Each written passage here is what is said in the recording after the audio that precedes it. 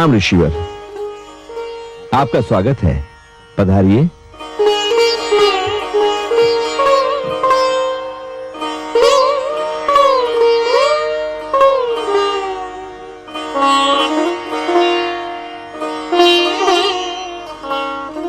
नारायण,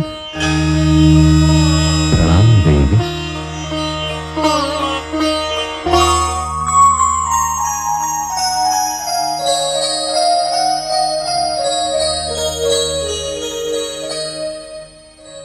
अच्छा राजन, जैसी आपकी इच्छा ऋषिवर, चलिए। नारायण नारायण।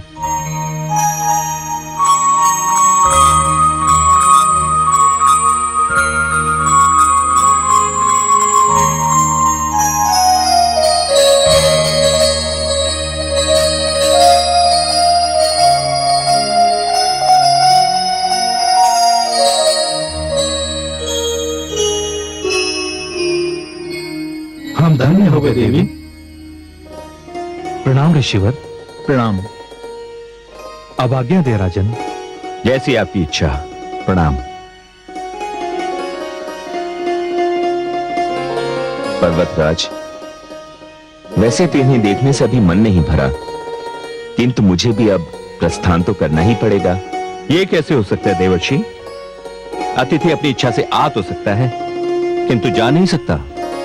मेरे राज्य में सर्वत्र उत्सव मनाया जाएगा, मेरी पुत्री का नामकरण संस्कार होगा। आपको मेरी विनती स्वीकार कर रुकना ही होगा देवर्षि। जैसी देवी भवानी की इच्छा। मुझे भी देखना है, मुझे भी देखना है, देखना है, मुझे भी देखना है। आओ पुत्री, देखो। माताश्री, इसका नाम क्या रखा है? पुत्री, अभी इसका नाम नहीं रखा। देवर्षि नारद, ये मेरी बड़ी पुत्री गंगा है। हे गंगे, जब तक इसका नामकरण संस्कार नहीं हो जाता, तुम इसे पार्वती कह सकती हो। ये लो, देवर्षि नारद ने तो उसका नामकरण संस्कार भी कर दिया। पार्वती, आह, कैसा सुंदर नाम है। क्यों न हो, पर्वत की पुत्री पार्वती ही तो कहलाएगी। पार्वती। महाराज की जय हो। महाराज की जय हो। प्रसिद्ध ज्योतिषी महर्षि भृगु के शिष्य आनंद वृद्धि आए हैं। सैनिक, उन्हें अंदर सम्मान पूर्वक बिठाइए। जो आज्ञा महाराज। देवर्षि नारद, मुझे आज्ञा दीजिए। पार्वती आपका नाम है, पार्वती आपका नाम है।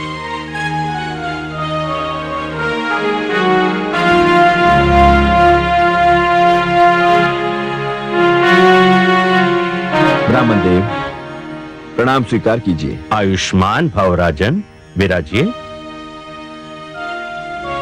ब्राह्मण देव, आप तो भली भांति जानते हैं कि मेरे घर कन्या रत्न ने जन्म लिया है। मैं अपनी कन्या का भविष्य जानने के लिए अति उत्सुक हूं। शुक्ल पक्ष द्वादशी के दिन ठीक मध्याह्न काल में कन्या ने जन्म लिया है महाराज। बस बस महाराज, मेरे लिए इतना जानना ही पर्याप्त है।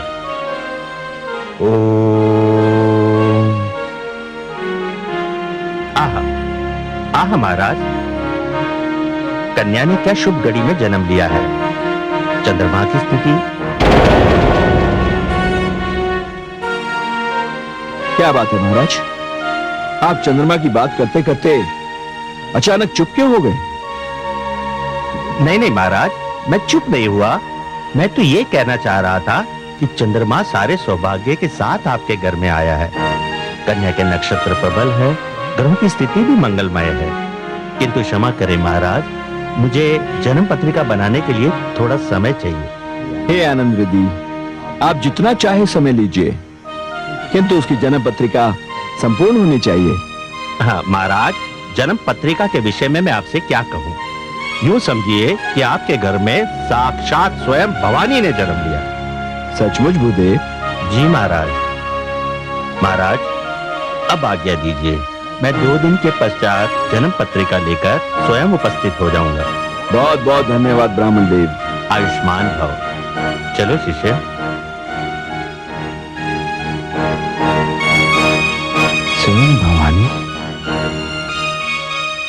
गुरुदेव एक प्रश्न पूछूं? हाँ हाँ पूछो।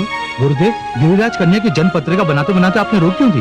क्योंकि संसार के एक महान प्रतापी असुर के जीवन की डोर इस जन्म पत्रिका से जुड़ी है। अर्थात गुरुदेव? हम वहीं जा रहे हैं शिष्य। गुरुदेव, हम जा कहाँ रहे हैं? हम वहां जा रहे हैं शिष्य जहां तुम्हारे प्रश्न का उत्तर है। कश्यप और दीति के पुत्र असुर सम्राट देवराज इंद्र के भ्राता महाशक्तिशाली प्रतापी महाराज तारकासुर के पास।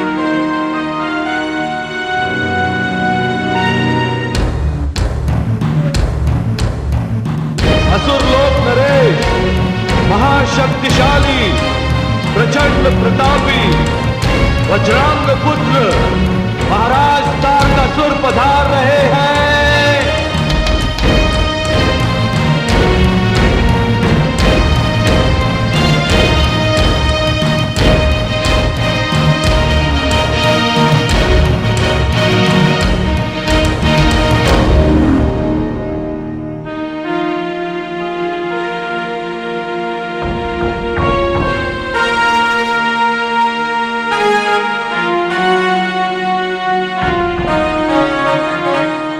महाराज की जय हो। एक महान ज्योतिषी भृगु संहिता के महान आचार्य पंडित आनंद वृद्धि आपसे मिलना चाहते हैं। उन्हें सम्मान पूर्वक ले आओ। जो आज्ञा महाराज।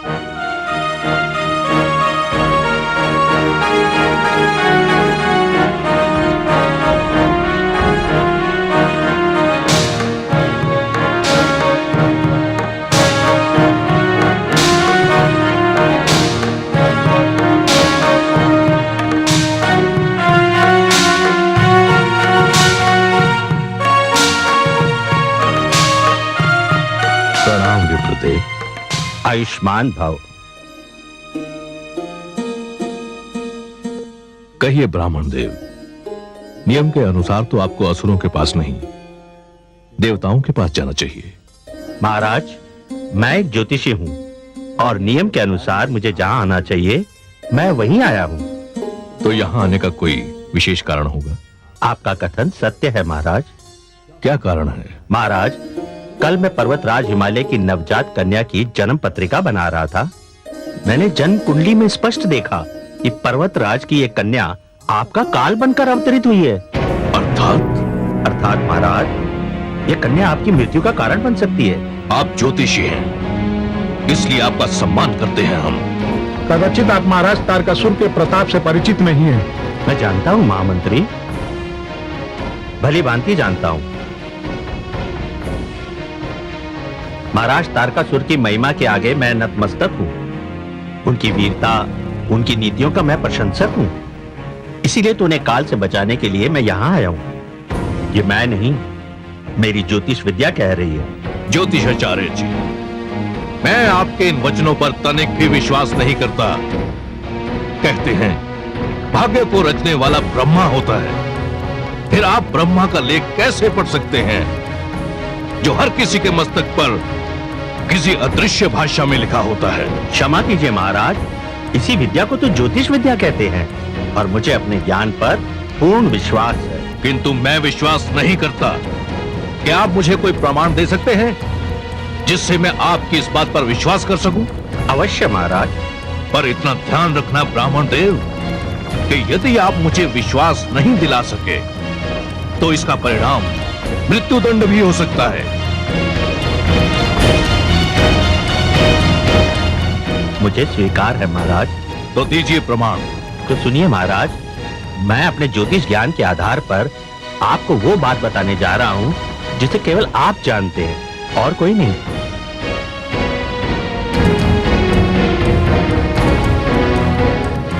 हम जानना चाहते हैं कि वो बात क्या है। वो बात यह है महाराज कि ब्रह्मा जी ने आपको वरदान दिया था कि आपकी मृत्यु भगवान शिव के पुत्र द्वारा ही होगी और वो पुत्र 7 माह का होगा। क्यों महाराज, मेरी बात सत्य है ना? हाँ ब्राह्मण देवता, ये बिल्कुल सत्य है। आपके प्रति मेरे मुख से जो भी शब्द निकले हैं उसके लिए मैं क्षमा चाहता हूं। आप सचमुच विद्वान हैं, महान ज्योतिषी हैं। आपने जो कुछ भी कहा वो अक्षरशः सत्य है। ब्रह्मा जी ने मुझे यही वरदान दिया है कि शिव का 7 मास का पुत्र ही मुझे मार सकता है। किंतु सारा संसार यह भी जानता है कि सती के आत्मदाह के पश्चात भगवान शिव जिस प्रकार समाधि में लीन है, उन्हें इस स्थिति से बाहर निकालकर फिर से सांसारिक बनाना कठिन ही नहीं, असंभव है। और भगवान शिव के पुत्र तभी होगा ना जब वो पुनः विवाह करेंगे। महाराज, मेरा ज्योतिष ज्ञान ये कहता है कि पर्वतराज की पुत्री पार्वती ही भगवान शिव को इस स्थिति से बाहर लाएगी और उन्हें सांसारिक आकर्षण की प्रेरणा देगी।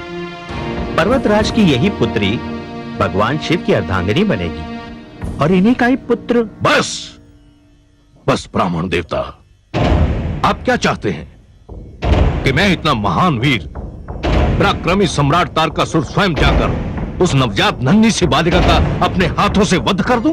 महाराज, जब तक आपके लिए प्राण न्यौछावर करने वाला आपका यह सेवक उपस्थित है, तब तक आपको किसी प्रकार का कष्ट उठाने की कोई आवश्यकता नहीं है। आप मुझे आज्ञा दीजिए महाराज। वो नन्ही बालिका मुझे देखते ही भय से अपने प्राण त्याग देगी। मेरा नाम अंधक है, अंधक। मुझे देखते ही लोग अंधे हो जाते हैं। ठीक है अंधक, तुम जाओ और उस बालिका को समाप्त कर दो और आनंद वृद्धि की इस चिंता को सदैव के लिए समाप्त कर दो। जो आज्ञा महाराज।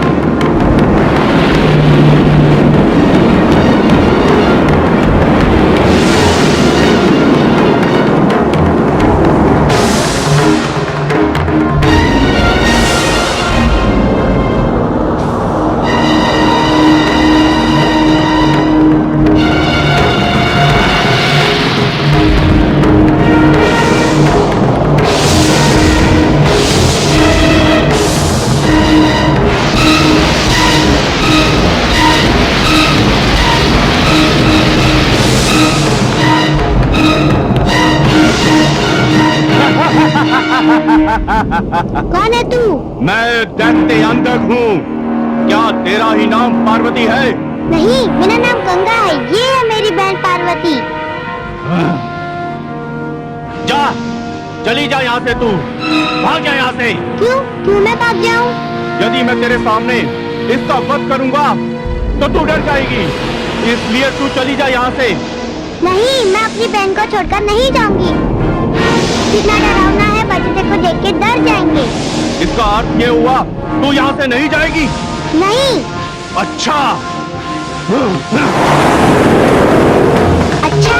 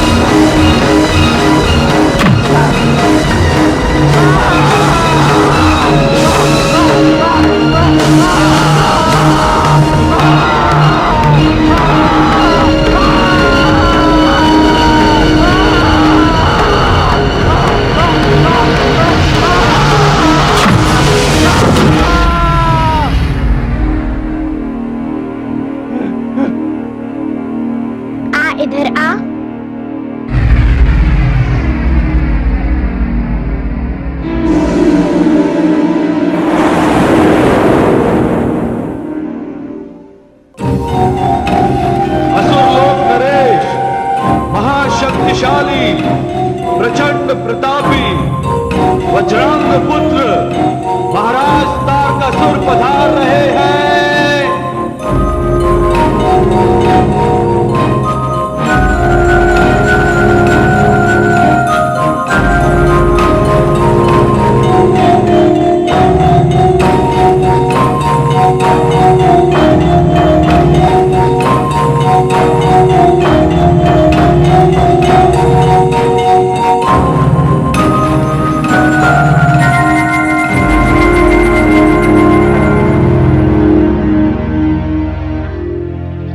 गंगा, पार्वती, गंगा मेरी पुत्री, पार्वती। गंगा, गंगा, गंगा मेरी पुत्री, तू ठीक तो है? हाँ पिताश्री, पुत्री, वो राक्षस कहाँ है? वो राक्षस था, वो तो डर के भाग गया। भाग गया? किसके डर से? मेरे डर से पिताश्री। तुम्हारे डर से राक्षस भाग गया? हाँ पिताश्री। आज से मैं अपनी इन दोनों कन्याओं को कभी भी अकेला नहीं छोड़ूंगा। भवन के बाहर इनकी सुरक्षा का उत्तरदायित्व आपका है सेनापति जी। जी महाराज।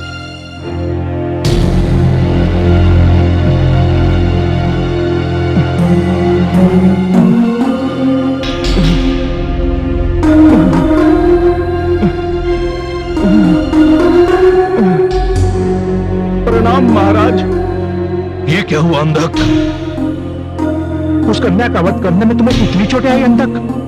नहीं सेनापति जी, उस कन्या तक तो मैं पहुंच ही नहीं सका। क्या? हाँ सेनापति जी, उस कन्या के पालने के पास उसकी बड़ी बहन गंगा खड़ी थी। जब मैं उस कन्या का वध करने आगे बढ़ा तो पहले मुझे गंगा का सामना करना पड़ा और उसने मेरी सारी मायावी शक्तियों को समाप्त कर दिया महाराज। ये तुम क्या कह रहे हो अंधक? हाँ मैं सत्य कह रहा हूँ महाराज। वो मेरी ओर आगे बढ़ी तो ऐसा लगा जैसे कोई महासमुद्र मेरी ओर बढ़ रहा हो और उस समुद्र ने मुझे इतनी दूर फेंका कि मैं एक वृक्ष से जा टकराया और आगे की जो दशा है वो आपके सामने है महाराज। नहीं, ये संभव नहीं। अंधक, इस पराजय का विलाप करने से अच्छा था कि यहाँ ना आकर तूने वही आत्महत्या कर ली होती। महाराज नहीं, मैं तो जैसे कायर का महाराज नहीं कहलाना चाहता।